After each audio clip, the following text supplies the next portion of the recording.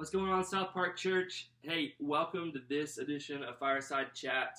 My name is Cole, and Pastor Kyle and the South Park staff has given me the opportunity to tell my story, tell my testimony. So I want to ask you the question, what is your story? What is your testimony? If you don't know the answer to that, that is okay.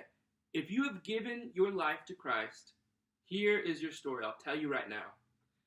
We're reading from Ephesians 2. We start with verse 1. It says this: As for you, you were dead in your transgression and sin. We go through verse 4. It says this: But because of God and his great love for us, who is rich in mercy, he made us alive with Christ, even when we were dead in our transgressions. It is by grace you have been saved. Church, that is your story. That is my story. That is all of our stories. If you have given your life to Christ, that is your story. Now, we all have our personal stories as well.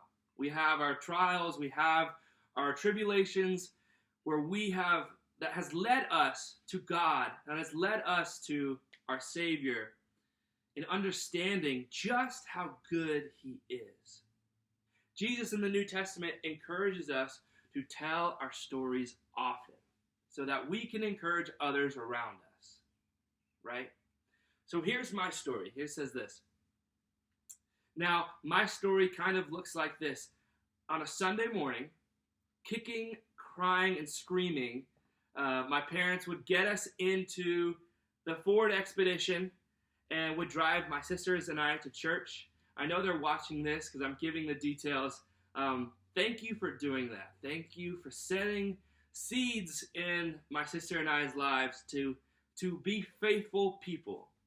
Now, while I was going to Catholic church, for me personally, I felt like I was always longing for something else. I felt like I wasn't measuring up. And because I wasn't measuring up, Christ didn't want to have a relationship with me, or I wasn't worthy for Christ to have a relationship with me. I always looked at the priest and other members in the church as just higher and closer to God.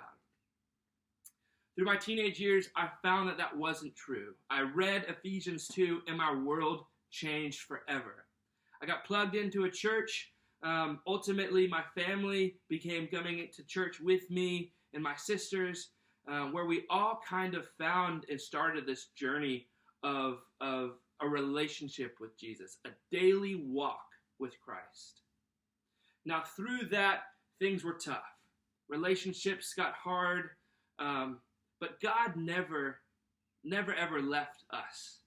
Now, through those things that happened, I went through college, and I was at UNC Charlotte for a year, where I felt like the Lord was calling me to full-time ministry. And I said, God, what do you want me to do? Where do you want me to go? Now, I hadn't led worship before, but I loved worship. I loved worship music and all those things. So what I did is I believed God told me when he said to go, that he would make out all the plans, that he would make it happen for me. So I trusted God. I transferred school to a school that I couldn't afford. I applied for this program. I had to play to get into the program. And when I played for my audition, it was the first time that I had sang and led in front of a panel, in front of a group of people ever in my life. So just as I clung to God's promise that he was going to help me through this, he did. God made a way that I got into the program. He gave me some scholarship to get in and use that to be able to afford the program.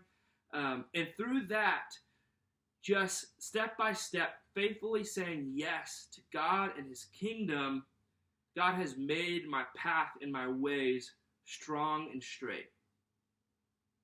Now, no matter where you are in your journey, I think for every one of us, a simple yes is the first step. A simple yes. God, I'm going to spend time with you this morning in prayer. Yes, God, I'm going to open my Bible and I'm going to read and find out about your nature. Though I don't understand all these things, It's in that discipline, Lord, that I come to know you. And maybe you were like me back in the day. It's a yes, Lord. I realize that I am loved. I realize that I am worthy of having a relationship with you. And if you identify with that you feel like you aren't measuring up in God's eyes, I hope that you would reach out to me or any of our other staff members, and we could talk you through that. Because that's a lonely place to be. I guess I want to wrap this story in this fireside chat up just with this. That your story of once being dead in sin, that if you've given your life to Christ, you are now raised to life. And if you haven't done that yet, we at South Park Church want to help you and walk you through that. That is an important step. That's the best decision you can make. Now again, I love to hear from you. I'm praying for you. I'm excited for all that God is doing in this season. Yes, I'm excited for the things that God is doing in a season like this. So church, we love you. We thank you. Have a great rest of your day.